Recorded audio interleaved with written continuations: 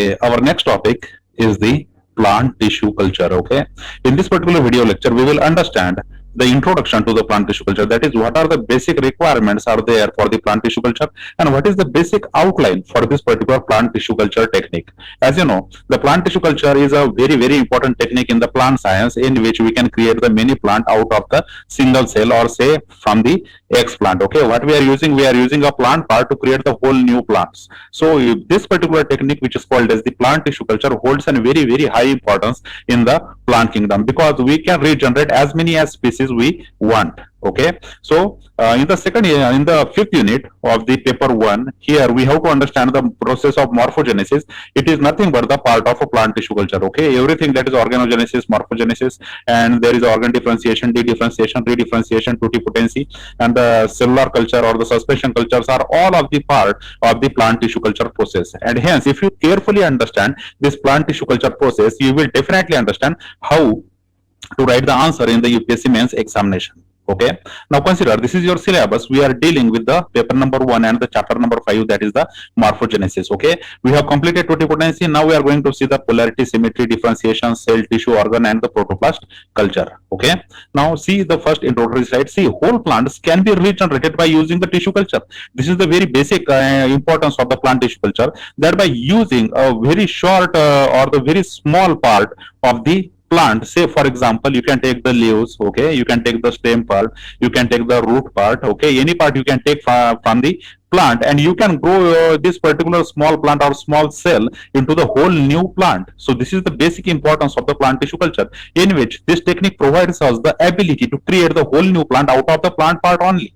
Now, many somatic plant cells are totipotent. We have understood what is the meaning of the totipotent. That is, their cells. These cells has the ability to divide when they were provided with the accurate circumstances, and they can grow into the whole new plant. So this totipotency of the plant cells can be used to create the new plants, and hence the plant tissue culture technique is developed by using the particular somatic cells from the plant. Somatic here is literally means we are using the vegetative cells, okay, and not the reproductive cells. We are talking about the vegetative cells, that is the somatic cells. You can take the cells from the leaves, stem, and the root. All these vegetative cells possess the totipotency, and by using this ability of totipotency, we can create a whole new plant by using this particular plant tissue culture method.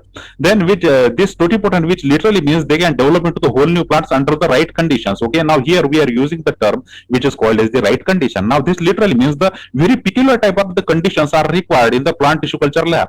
If you have visited the plant tissue culture lab, you must have been seen there the very accurate precision in maintaining the environment, in maintaining the cultural media, in maintaining the aseptic conditions. Okay, because they literally they do not want any type of infection, right, from the fungal infection to the bacterial infection to the viral infection. Okay, all these types of the infection can actually ruin the plant tissue culture method or plant tissue culture plant processes. Okay, so right conditions are very important in the plant tissue culture. As you know, the basic thing we do in the plant tissue culture is to create the whole new plant out of the cell or tissue. Now, to do that, we always require the very right condition, right environmental condition, right aseptic condition, right temperature condition. Everything is required there. Okay, so this right condition, this particular term is hold much importance in the plant tissue culture labs. Now, see, most of the plant tissue cultures are initiated from the X plants, and as you know, X plants we denote to that part of the plant which is used to create the whole new plant. These X plants are the small part of the plant. Okay, they may be the leaves, stem, or the root. Any part of the plant can be used as a X plant, and this X plant will later grow into the whole new plant. So this term X plant is also very important during the plant tissue culture, that this particular X plant is the part of the plant which is initially used to grow the plant. Okay, now consider this particular picture. In this particular picture, you will see there is a small part of the plant which is taken for the regeneration of the plant, and now this small part of the plant is dividing rapidly and it is creating the new leaves. Okay, so this initially taken plant part, it is called as the X plant. Okay, so always in the plant tissue culture we use the term X plant, which denotes that the plant part which is used to create the whole new plant. Okay, now this is the X plant, or you can say it is a small section of the tissue removed from the intact plant under the sterile condition. Okay, so if there is an intact plant, okay, for example, you have your plant material, the intact plant is there, and from this intact plant you can take the small slice or small section. Okay, and this small section can be transferred to the plant tissue culture lab, and this plant tissue culture lab from this small section can create a whole new plant, right? And to do this, we should maintain the sterile condition. Sterile condition literally means no living organism should be involved involved. No living other organism should be involved in this particular process. For example, if there are the minute fungi, okay, if there are the very small bacteria, or if there is a viral material which is involved in the process, this will ruin all the plant tissue culture process, because then there will be the fungal infection in the callus, then there will be the fungal infection in the explant, bacterial infections may be there, viral infections may be there. So the maintaining the sterile condition is very, very important, okay. And that is why whatever the procedure which is used to use for the collection of the explants are purely sterile procedure. Okay, so explant is that part of the plant which we use to create the whole new plant, and we should collect them from the healthy plant and under the sterile conditions. Okay, now see, after being placed on the sterile growth medium containing the nutrients, vitamins, and the combinations of the plant growth regulators, cell present in the explant will begin to divide and proliferate. Now see, once we have collected the explant, okay, and under the aseptic condition, under the sterile condition, now this particular explant is placed on the growth medium. Now observe from this picture, see, this is a growth medium, okay, whatever you are seeing below, it's a growth medium, and this particular growth medium contains the various kinds of the nutrients, various kinds of the vitamins, and other combination of plant growth regulators, or say plant hormones. Okay, so this is the mixture of all the things which are required by the normal growth and development of the plant. So here the nutrient medium is created, and this nutrient medium is placed into this particular flask. Okay, and after setting this particular nutrient medium, what we do, we put the explant on this particular medium. Okay, now see, you can easily see how the explants were growing on this nutrient medium.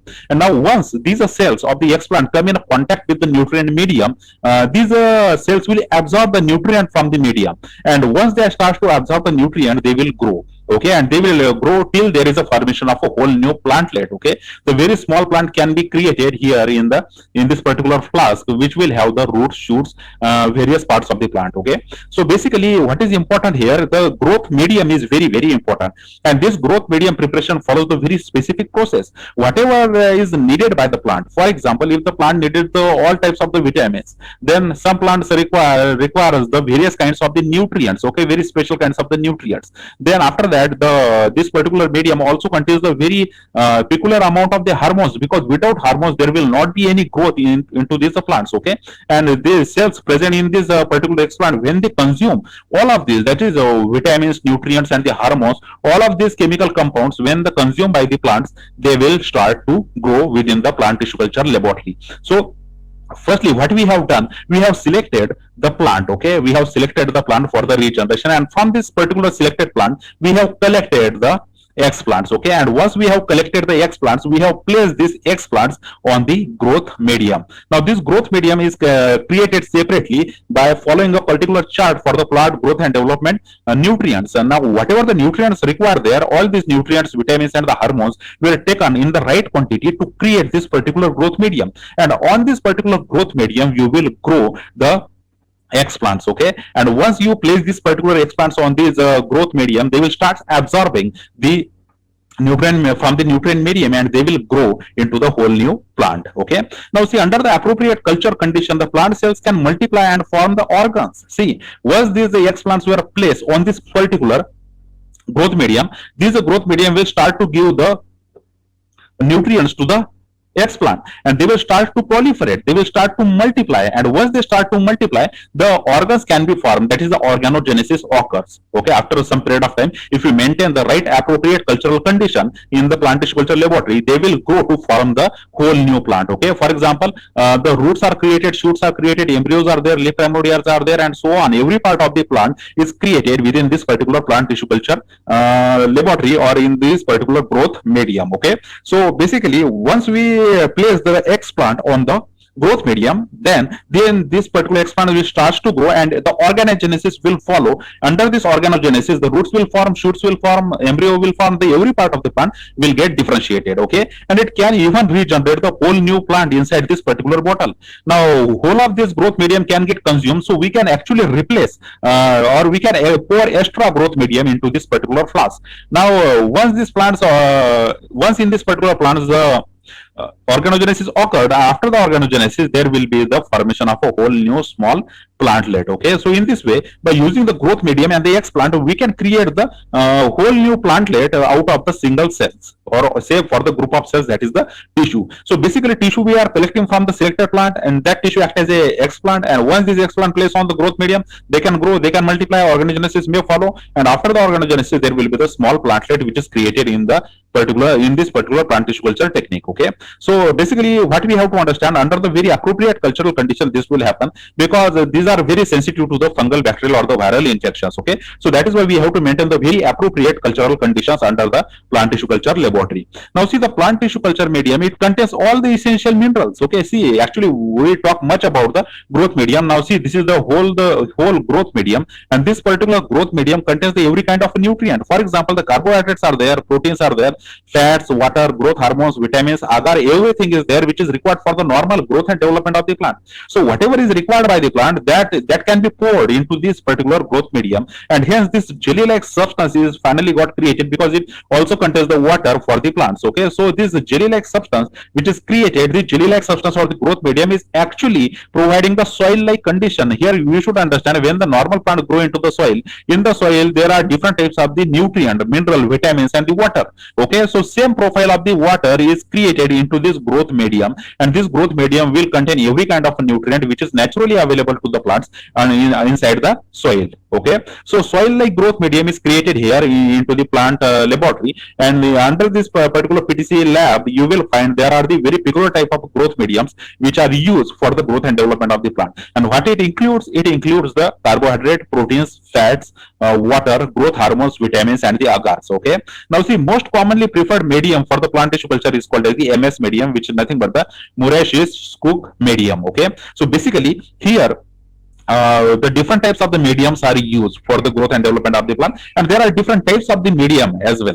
But here, the majority of the time in the plant tissue culture, which media we are using? We are using the MS media. Okay, now this MS is for short the Murray-Schiff Skoog medium. Okay, now UPSC can directly use this term, that is the MS media, or they can make you to comment on the Murray-Schiff Skoog medium. Okay, so basically you should understand what is the meaning of the MS medium, which is commonly used media in the plant tissue culture labs. Okay, and what it contains? It contains the carbohydrate, proteins, fats, water, growth hormones, vitamins, agar, etc. Okay, everything is present in this particular growth media. Okay, now consider the maintenance of the aseptic condition. Now this is very important for the plant tissue culture lab. Now you can see in this picture there is a plant tissue culture labs, and we are using the test tubes and the different types of the flask for the growth and development of the plant. Actually, once we have created the media, this media can be poured into the test tube. Okay, then you can pour it into the flask. Okay, and you can put this into the beaker. Okay, but just one condition is required there. This test tube, this flask and this beaker should get sealed, okay, from above, so that there will not be any infection from the air. Okay,